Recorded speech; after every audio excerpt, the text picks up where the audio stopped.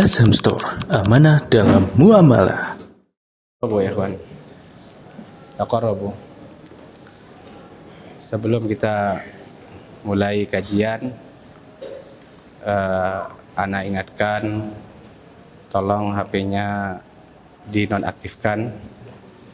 Bukan cuma sekedar di silent, tapi bergetar, itu mengganggu. Siapa, apa dan siapa, kata Ustaz Barok.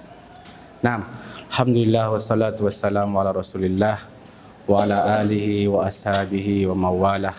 Asyhadu an la ilaha illallah wahdahu la syarikalah wa asyhadu anna Muhammadan abduhu wa rasuluh. Alhamdulillah, puji syukur kita panjatkan kehadirat Allah Azza wa Jal yang telah mengumpulkan kita di tempat yang mulia ini dalam rangka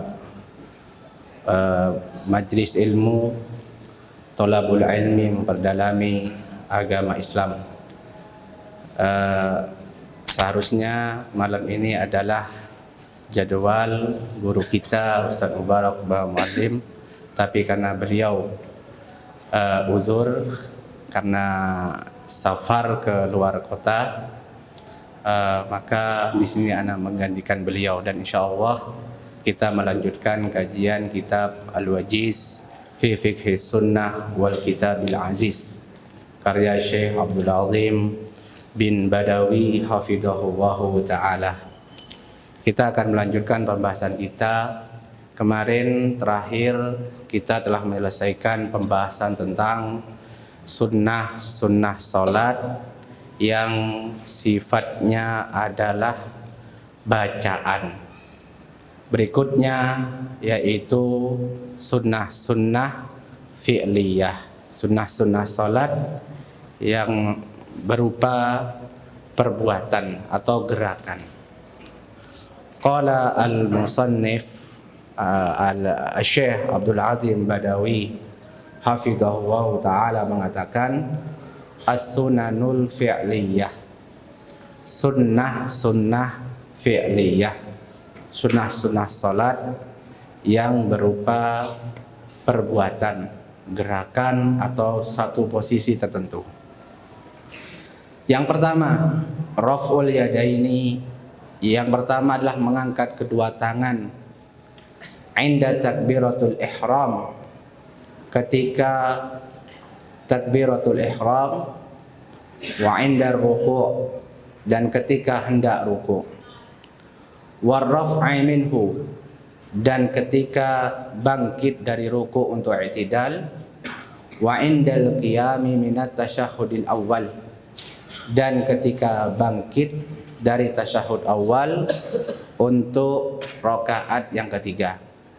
Jadi termasuk sunnah mengangkat kedua tangan seperti sifat yang kita jelaskan sebelumnya, sejajar dengan pundak atau sejajar dengan telinga pada 4 keadaan. Ketika takbiratul ihram, yang rukun itu takbiratul ihramnya, yaitu bacaan Allahu Akbar. Takbiratul ihram itu bacaan Allahu Akbar, nah, ini rukun. Tapi mengangkat kedua tangan ini termasuk sunnah. Dan juga ketika mau ruku', ya, ketika mau ruku', Allahu Akbar mau ruku', dan bangkit dari ruku'. Yang keempat yaitu ketika bangkit dari tasyahud awal untuk rakaat yang ketiga. Jadi 4 ya, 4 keadaan, 4 posisi disunnahkan, dianjurkan untuk mengangkat kedua tangan. Takbiratul ihram, hendak ruku', bangkit dari ruku', dan bangkit dari tasyahud awal untuk rakaat ketiga. Ani Bani Umar, dari sahabat Ibnu Umar, anna Rasulullah sallallahu alaihi wasallam kana yarfa'u yadayhi hatwa mankibaihi idza iftataha shalah, bahwasanya Rasulullah sallallahu alaihi wasallam dahulu senantiasa mengangkat kedua tangannya sejajar dengan pundak,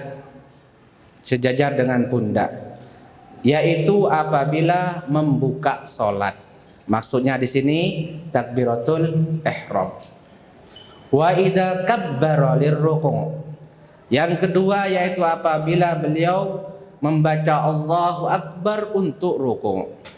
Wa idza rafa'a ra'sahu minar ruku', dan juga apabila beliau mengangkat kepala dari ruku', yaitu bangkit dari ruku' untuk i'tidal. Sami Allahu liman hamidah. Rafa'ahuma kadzalika aidan, ketika itu beliau mengangkat juga kedua tangannya, yaitu ketika bangkit dari ruku'. Ini disebutkan cuma 3 ya. Takbiratul ihram. Dalam hadis ini disebutkan 3 posisi saja di mana Rasulullah mengangkat kedua tangannya. Takbiratul ihram, hendak ruku' dan bangkit dari ruku'. Tetapi hadis berikut ini melengkapi.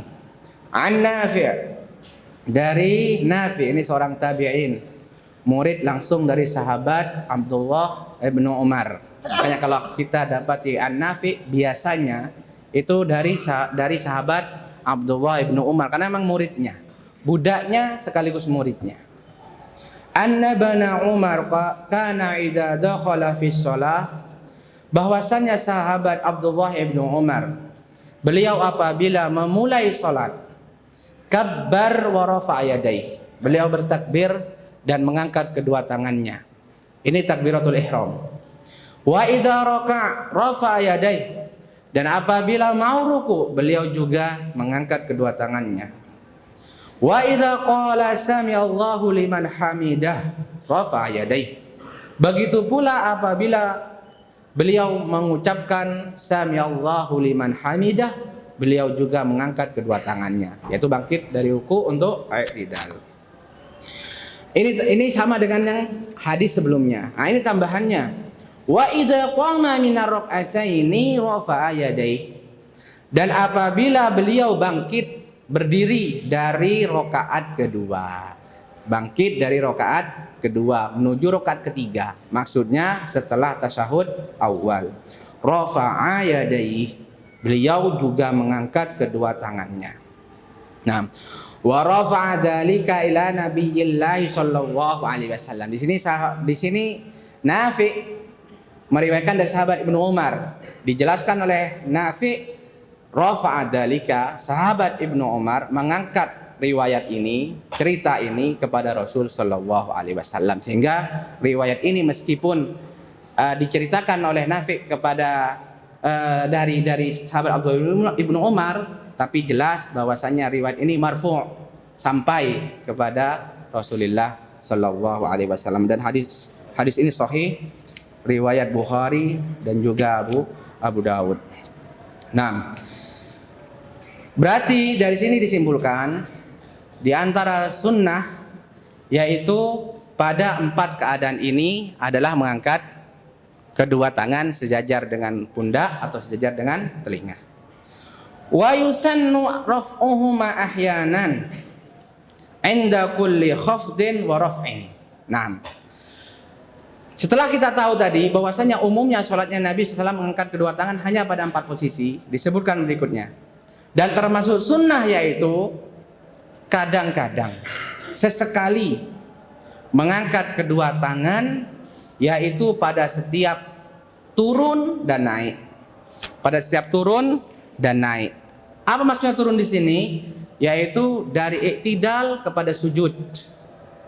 Pada i'tidal, dari i'tidal kepada sujud, ini termasuk sunnah, tapi sifatnya sesekali saja.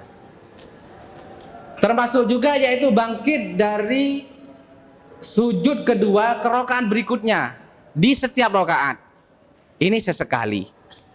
Beda dengan yang dari rakaat kedua ke rakaat ketiga. Ini secara umum mengangkat kedua tangan. Tapi termasuk sunnah sesekali pada semua rakaat. Ketika bangkit dari sujud kedua untuk rakaat berikutnya adalah mengangkat kedua tangan. Allahu Akbar.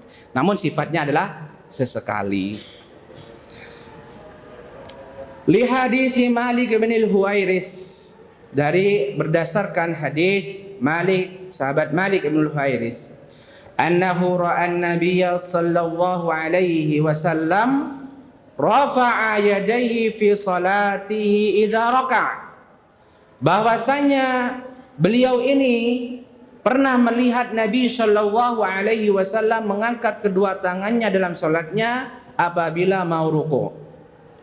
Wa idza rafa'a ra'sahu minar ruku', dan apabila beliau sallallahu alaihi wasallam mengangkat kepalanya dari ruku' untuk i'tidal. Wa idza sajad, nah ini dia. Dan apabila Rasulullah SAW hendak sujud, mengangkat kedua tangannya, ditandai, ditandai. Wa idza rafa'a ra'sahu minas sujud. Nah, perhatikan. Dan apabila beliau juga mengangkat kepalanya dari sujud, ini umum, ya kan? Rakaat 1, rakaat kedua, rakaat ketiga sama saja. Hatta yuhadiya bihima furu'a udunaihi. Beliau mengangkat kedua tangannya sampai sejajar dengan telinga beliau. Angkat.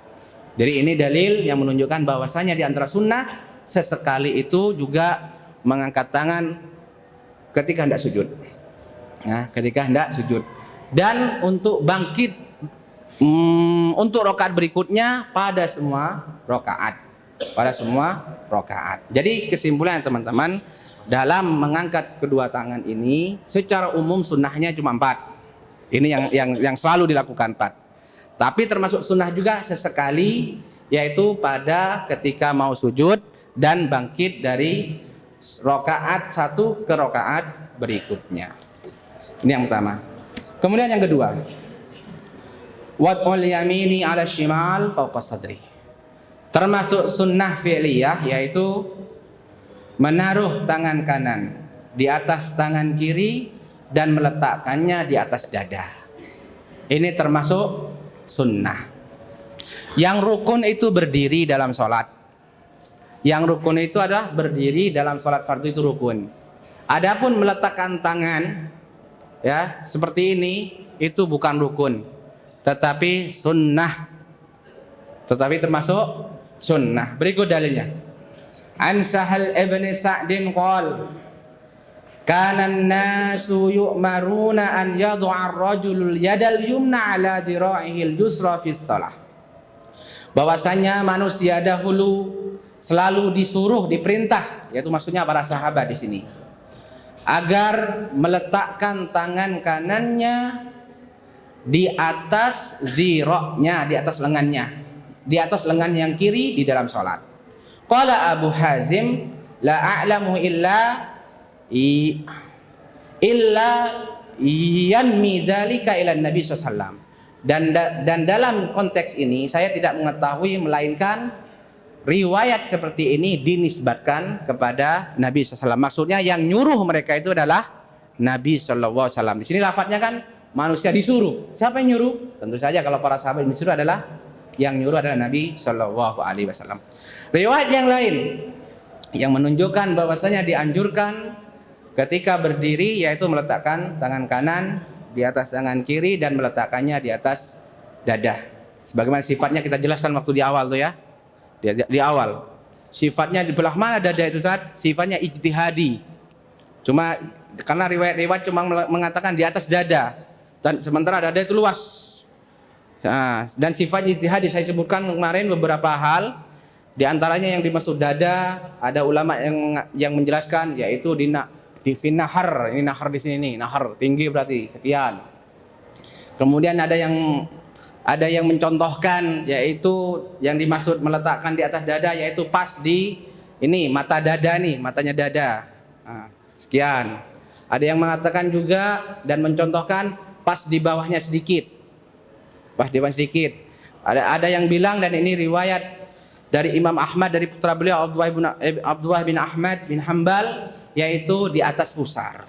Di atasnya pusar, bukan pas di pusar tapi di atasnya pusar, demikian. Jadi ini sifatnya ijtihadi. Namun yang paling sempurna seperti yang dijelaskan oleh Syekh Muhammad Nasiruddin, yaitu kapan seorang bisa sempurna meletakkan tangannya di atas 3 bagian dari tangan kiri, pernah saya sebutkan.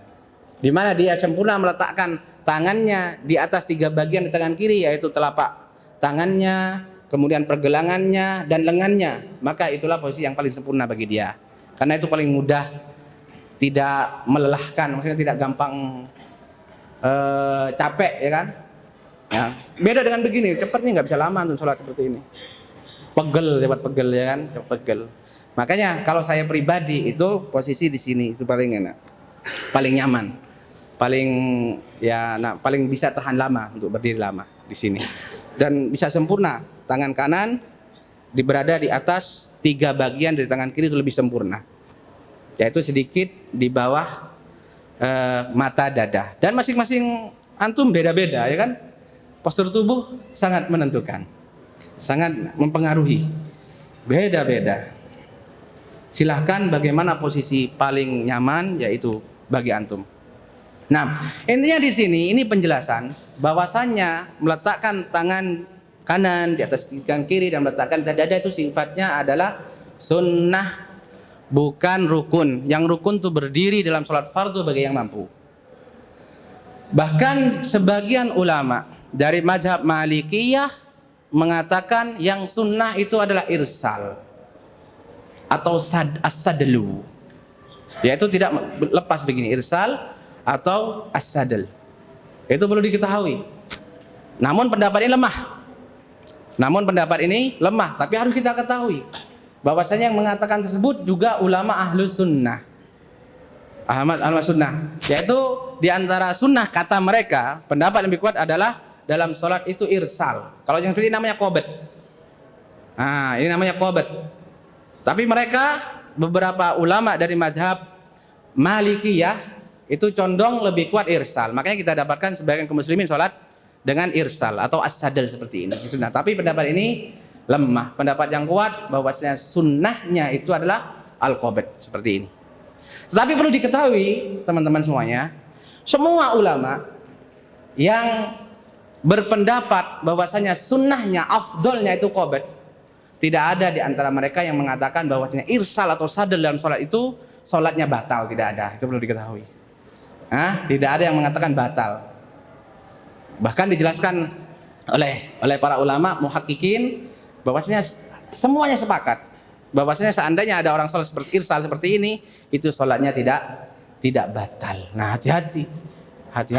Ini bahayanya orang tidak berilmu. Banyak orang tanpa ilmu langsung memvonis Syiah, aliran sesat hanya gara-gara irsal. Tidak dijadikan ukuran orang yang irsal sesat. Nah, itu termasuk, perlu diketahui, itu adalah salah satu madhab yang diikuti oleh ulama ahlus sunnah. Seandainya ada Syiah yang seperti itu, ya bukan karena irsalnya dia Syiah, tapi karena pendapatnya yang lain, tapi karena keyakinannya, bukan karena irsalnya. Jadi irsal tidak mengeluarkan seorang dari ahlus sunnah wal jamaah, itu penting. Ojo tukaran gara-gara irsal. Yang ketiga, an-nadharu ila maudhi'is sujud. Di antara sunnah fi'liyah dalam salat yaitu melihat ke arah tempat sujudnya. An Aisyah radhiyallahu anha qalat, lamma dakhala Rasulullah sallallahu alaihi wasallam al-Ka'bata ma khalafa basaruhu mawdi'a sujudi hatta kharaja minha. Dari Aisyah radhiyallahu anha berkata, tatkala Rasulullah sallallahu alaihi wasallam masuk ke dalam Ka'bah, maka pandangan beliau tidak berpaling sedikit pun dari tempat sujudnya sampai beliau keluar dari Ka'bah.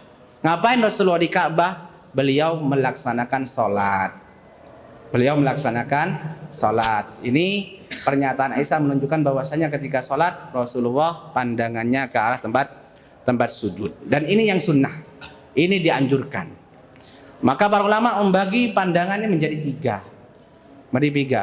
Sunnahnya itu menghadap ke tempat sujud, dan boleh dan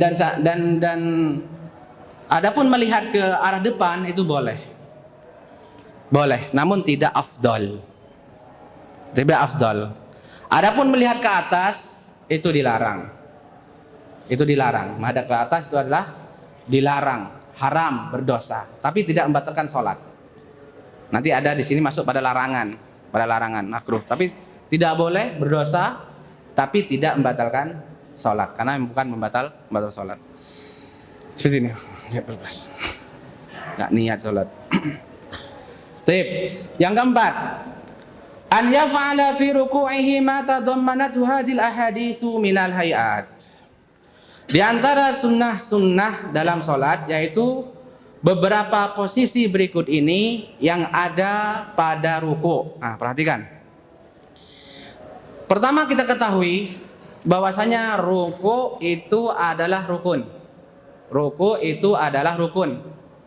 Kapan orang sholat? Dia bertakbir Allahu Akbar kemudian ruku. Ya. Dan dia tumakninah dari rukunya lalu bangkit. Maka dia telah menunaikan ruku. Dia telah menunaikan ruku. Mau kayak apa posisinya? Ya, mau di tangannya di pahanya, mau tangannya di betisnya, dia telah menunaikan ruku dan telah menunaikan rukun. Tetapi yang kita bahas sekarang, bagaimana tata cara yang afdal, bagaimana tata cara yang sempurna, lain yang kita bahas. Tetapi intinya tadi ruku, selama seorang itu menjalankan ruku, nah maka dan tumakninah rukunya maka telah gugur rukun, telah dia laksanakan rukunnya. Mau posisi kayak mana saya sebut tadi, mau tangannya itu menggenggam gini, mau posisinya di paha, mau posisinya di betis, dia telah menunaikan rukunnya, ruku sebagai rukun. Tetapi ini bukan pembahasan kita. Yang kita bahas posisi seperti apa yang paling sempurna. Nah, kita kan ini ibadah kita kepada Allah Subhanahu wa taala yang maha sempurna. Pasti kita ingin ibadah tersebut ibadah yang paling sempurna kita persembahkan. Seperti apa berikut ini?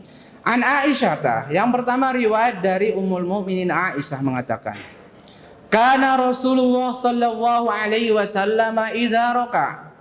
Bahwasanya Rasulullah sallallahu alaihi wasallam dahulu apabila ruku' lam yushkhis ra'sahu wa lam yusawwibhu walakin baina dzalik. Beliau sallallahu alaihi wasallam tidak mengangkat kepalanya, tidak menundukkannya, tetapi antara itu. Ini di sini dijelaskan tentang posisi kepala. Kepala tidak ndangak. Ya, tidak juga menjelungup. Ya, tetapi antara itu rata. Rata. Jadi posisi ketika ruku, posisi kepala kita ruku sama ketika antum berdiri tegak. Nah, posisinya lurus ke atas. Tidak nunduk begini. Tidak dangak sekian. Biasanya sebagian dangak seolah-olah dia melihat, jadi karena pandangan ingin ke arah tempat sujud sehingga kepalanya juga ikut dangak ini. Itu tidak seperti itu yang sempurna. Yang sempurna itu rata. Jadi kepala ketika ruku itu seperti berdiri tegak gini, lurus dengan punggung ke atas. Tapi ini bukan ke atas ya, ke depan ya gini ya, ke depan. Nanti harus ada yang praktek habis ini. Paham ya teman-teman ya? Paham betul ini. Coba antum praktek sini, berdiri, hadap ke sini, biar kelihatan. Ana mau fokus pada posisi kepala. Hadap ke sini aja, hadap ke sini. Rukuknya ke sini. Kepala. Nah ini maksudnya teman-teman, ini maksudnya maaf ya. Ini rata seperti ini. Lah, tidak dangak maksudnya tidak. Lah gini. Lah tidak. Betul, paham tak? Nah, seperti ini, betul. Jadi rata seperti ini maksud ana. Jazakallahu khair, barakallahu fik.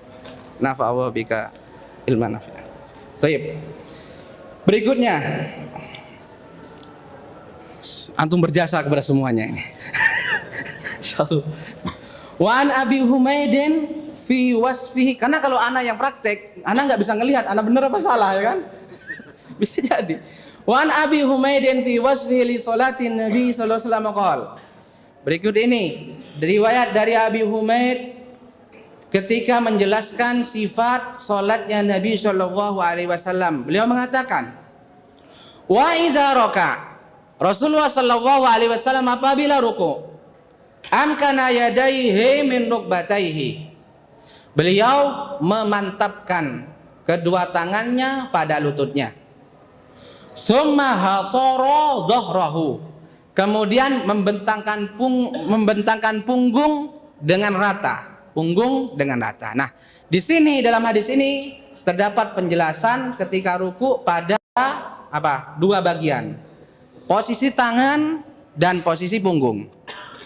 Tangan itu posisinya nanti diletakkan di lutut. Dengan menekan. Maksudnya menekan di sini dengan menekan ya, karena memang dalam ruku kita itu bertumpu pada lutut. Bertumpu pada tangan dan lutut. Itu tumpuan kita. Bukan bertumpu pada badan kita. Artinya bagaimana? Artinya orang yang bertumpu pada badannya itu, seandainya dilepas tangannya, itu nggak jatuh. Ya, itu nggak jatuh. Ruku, orang bertumpu pada badannya, lepas tangannya nggak jatuh. Bisa, bisa. Tapi bukan seperti itu. Karena hadis ini mengatakan amkan. Amkan memantapkan, menunjukkan bahwasanya ketika ruku kita itu bertumpu pada tangan dan lutut. Pada tangan dan lutut. Kemudian punggung itu rata, maksudnya di sini tidak bungkuk, tidak membungkuk, dan juga tidak terlalu ke atas. Nah, danga gini. Ini misalkan saya berdiri, ini berdirinya begini, ya. Ini ruku. Nah, maksudnya di sini rata, ini lurus, seperti ini. Tidak terlalu tinggi, danga begini, tidak pula seperti ini, tapi rata. Tadi sudah bagus yang beliau praktekkan. So, Bagas ya, betul Bagas ya. Masya Allah, ingat anak. Baru tadi anak tahu namanya di kelas. Wa idza raka'a, berikutnya wa an Wa'il ibn Juhrin. Riwayat berikutnya dari sahabat Wa'il ibn Hujrin. Kok Hujrin bukan Juhrin? Naam, anna Nabiy sallallahu alaihi wasallam kana idza raka'a farraja asabi'ahu. Bahwasanya Nabi Shallallahu Alaihi Wasallam apabila ruku, beliau merenggangkan jari jemarinya. Hadis ini menjelaskan tentang posisi jari jemari yang diletakkan di lutut, yaitu renggang, ya, tidak rapat, tapi renggang. Disebutkan dalam riwayat yang lain, seolah-olah Rasulullah SAW menggenggam lututnya, seolah-olah menggenggamnya. Jadi memang ini direnggangkan dan seolah menggenggam, itu menggenggam, seolah menggenggam lututnya. Ini posisi yang sempurna di dalam ruku, dan itu semuanya yang dijelaskan termasuk sunnah. Artinya kalau ada yang bertanya, bagaimana Ustaz? Ada orang sholat begini, apakah sholat sah?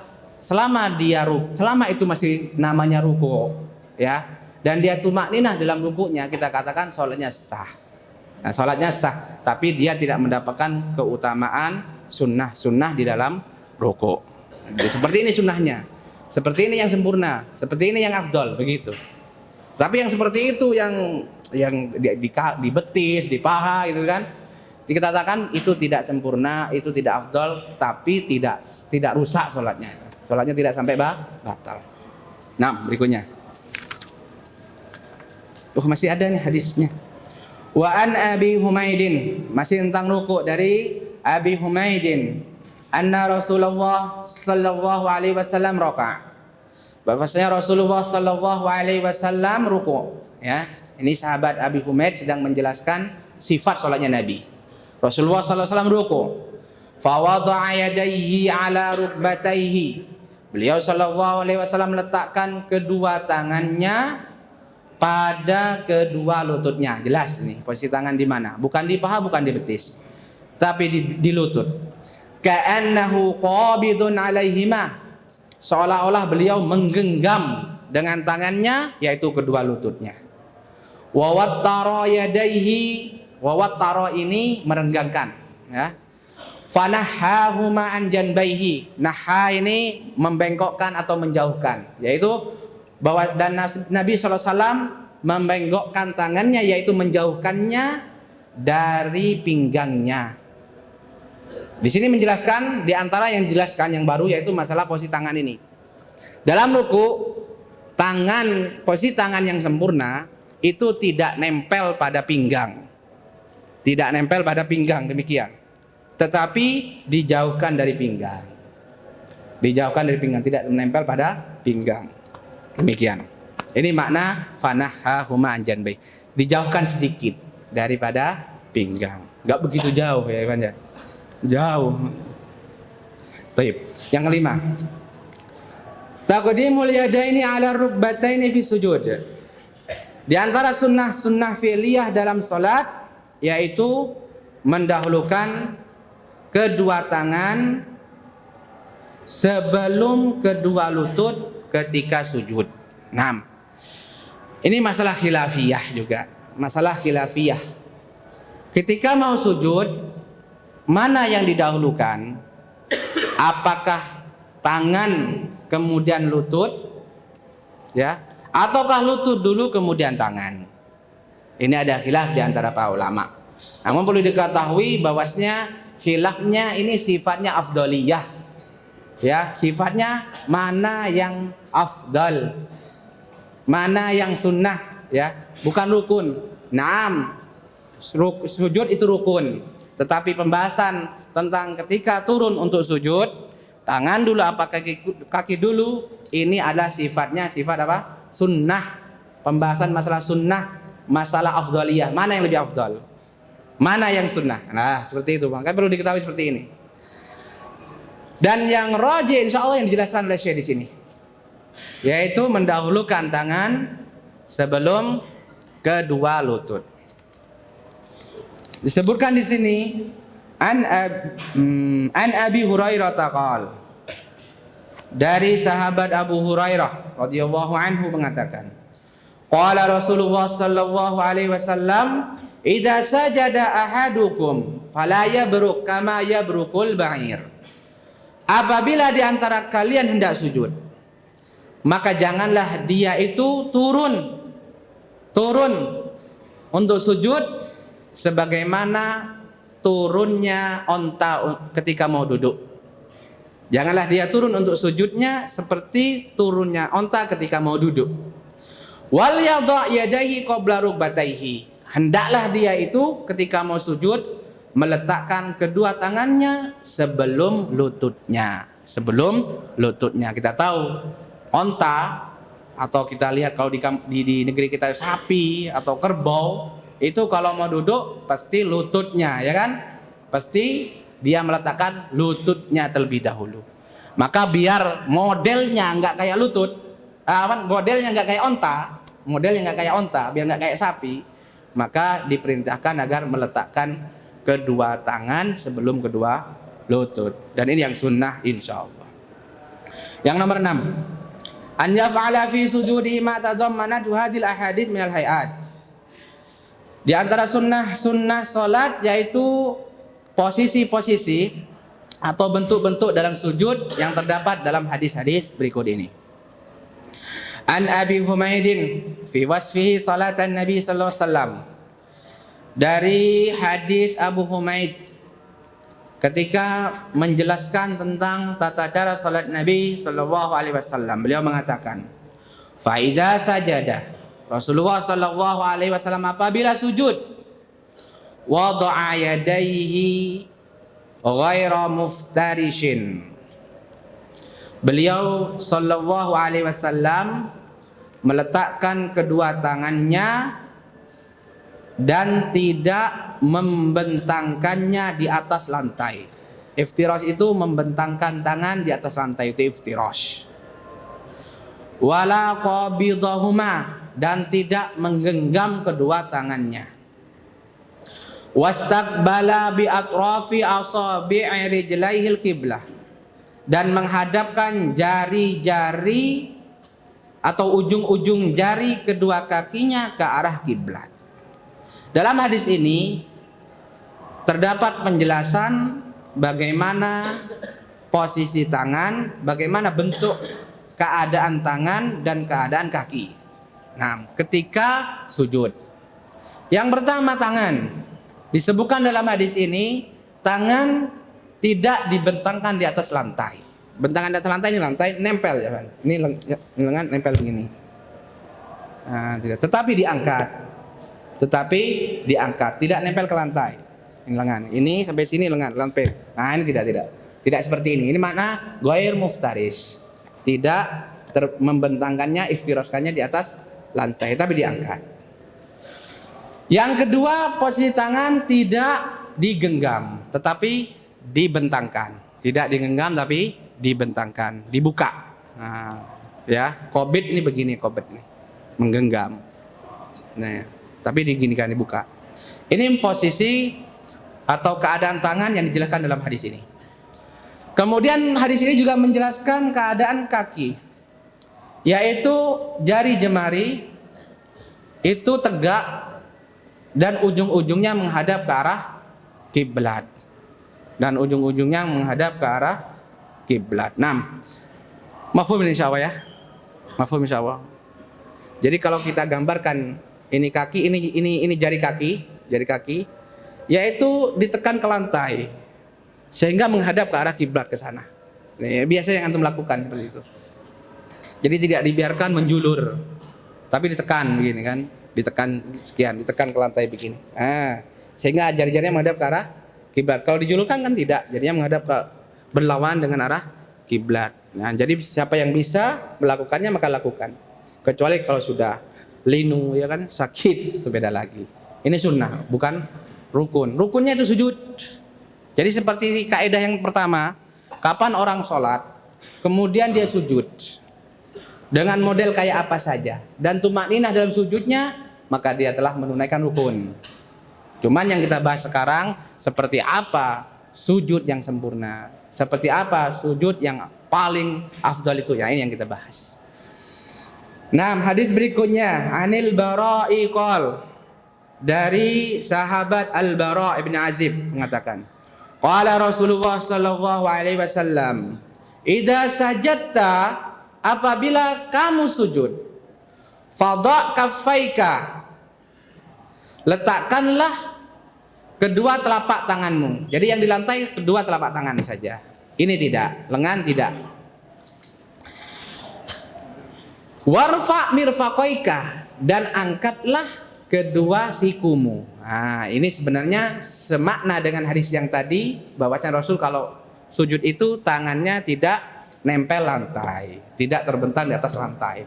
Ini hadis ini menegaskan, letakkan telapak tangan di atas lantai dan angkat ini apa namanya, siku, sehingga tidak menempel ke lantai.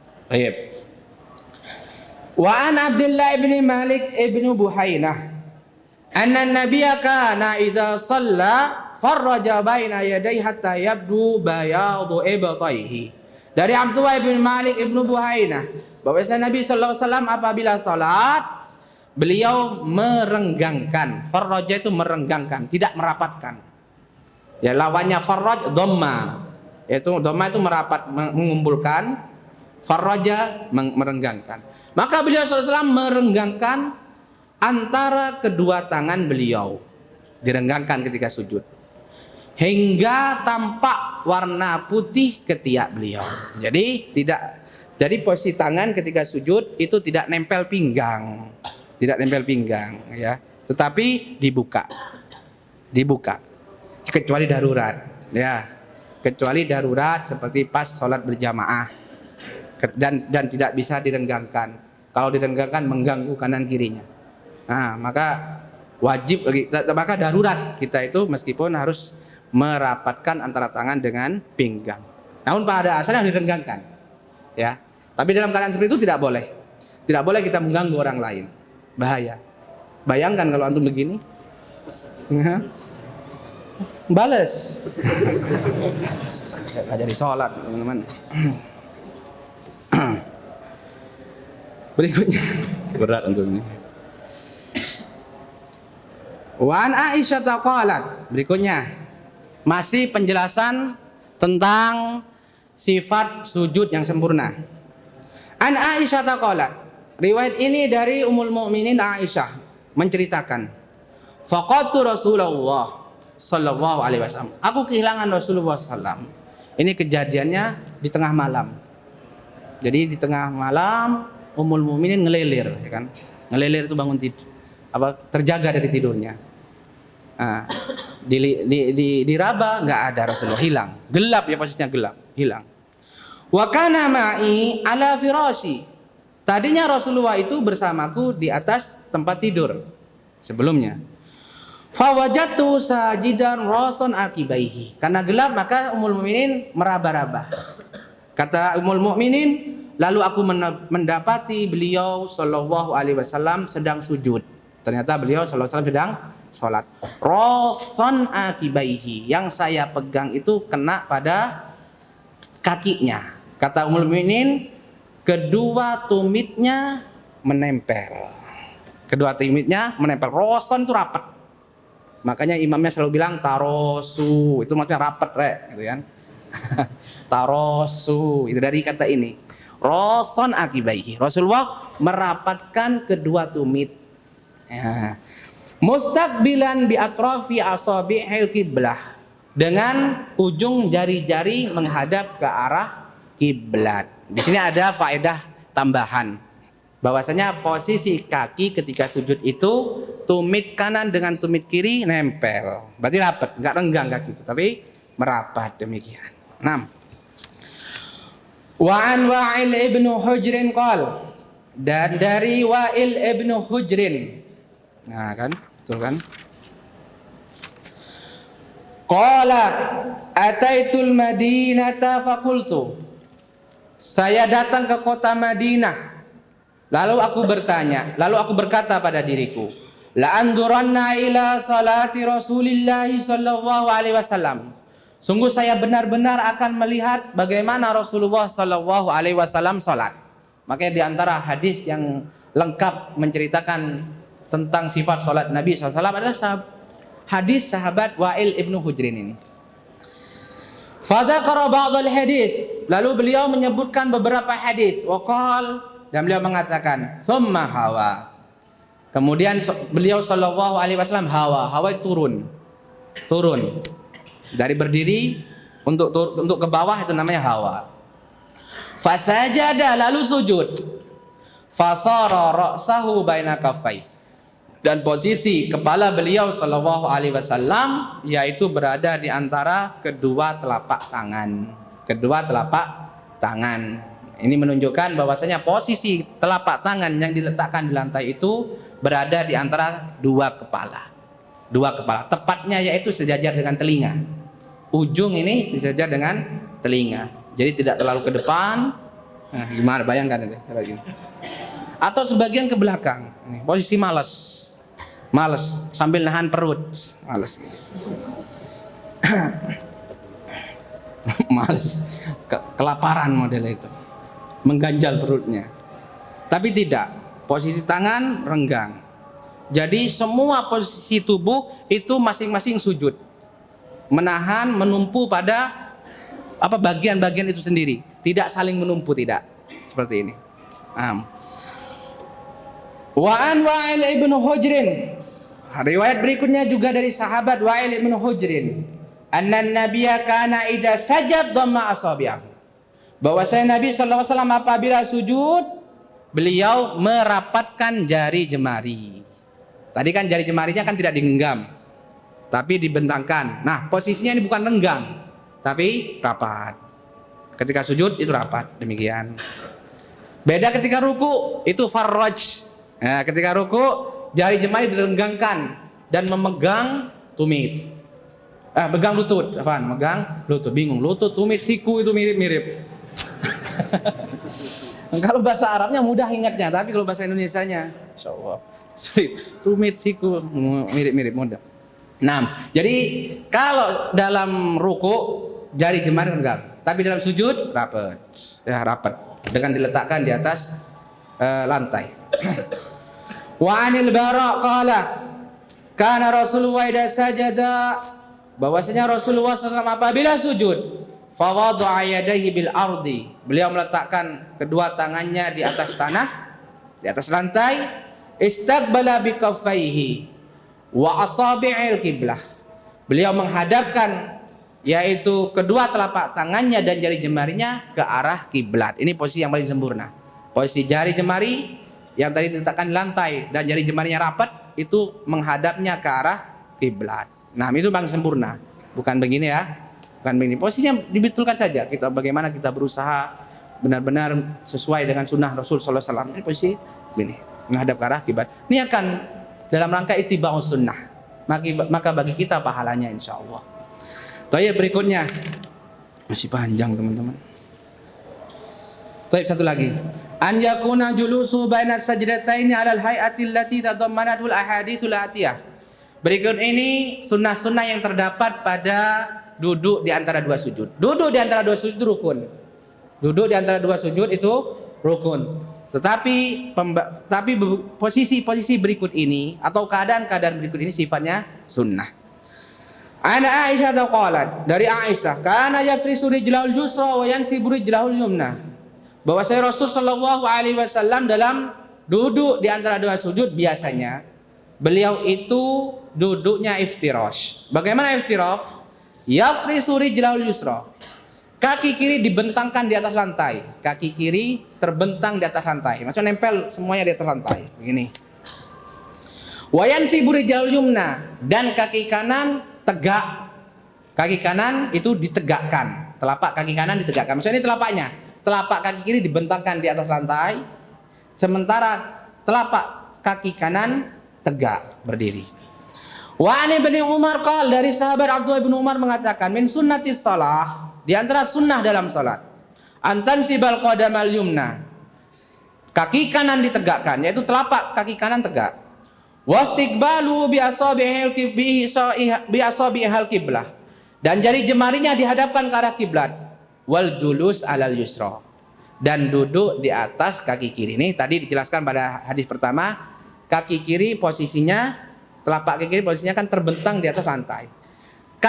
Hadis yang kedua menambahkan, yaitu kaki kiri diduduki.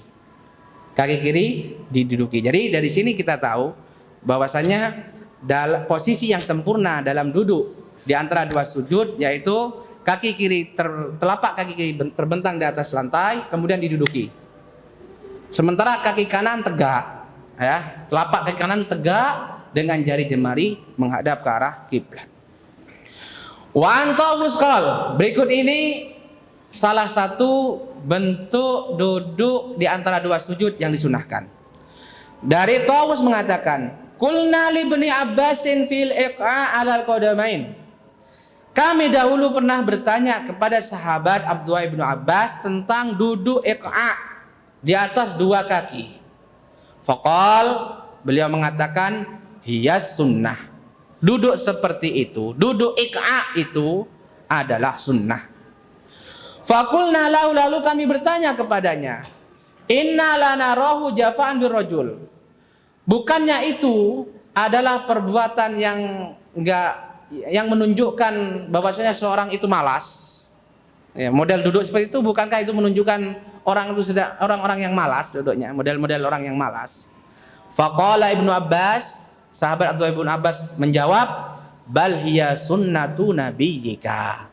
Tidak, tetapi itu adalah sunnahnya nabimu sallallahu alaihi wasallam. Seperti apa duduk iqa' itu? Duduk iqa' itu adalah menegakkan telapak kaki kanan dan kaki kiri itu berdiri tegak. Kemudian dan rapat.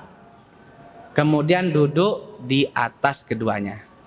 Nah, kemudian duduk di atas keduanya. Entah. Kalau kita gambarkan ini telapak kaki kanan, telapak kaki kiri, itu tegak dua-duanya sambil rapat, tegak. Seperti kita sedang sujud. Ketika kita sedang sujud, itu kan tegak dua-duanya dan rapat. Lalu diduduki. Dan posisinya masih tegak. Ini duduk iqa' dan ini termasuk sunnah ketika duduk di antara dua sujud. Dan ini yang saya ketahui. Bahkan ada sebagian ulama mengatakan posisi iqa' ini sunnahnya hanya pada duduk antara dua sujud. Tidak pada yang lain. Tidak pada tasyahud awal, tidak. Ataupun tasyahud akhir, tidak. Tetapi sunnahnya itu hanya pada duduk antara dua sujud. Mafhum iqa' teman-teman, paham nggak ini semuanya ini? Coba contoh satu aja, nggak usah lihat. Anak cuma mau tahu sebagai tes yang mau ngetes nih. Coba Dedi, hadap ke sana Dedi. Duduk iqa' kayak apa Dedi?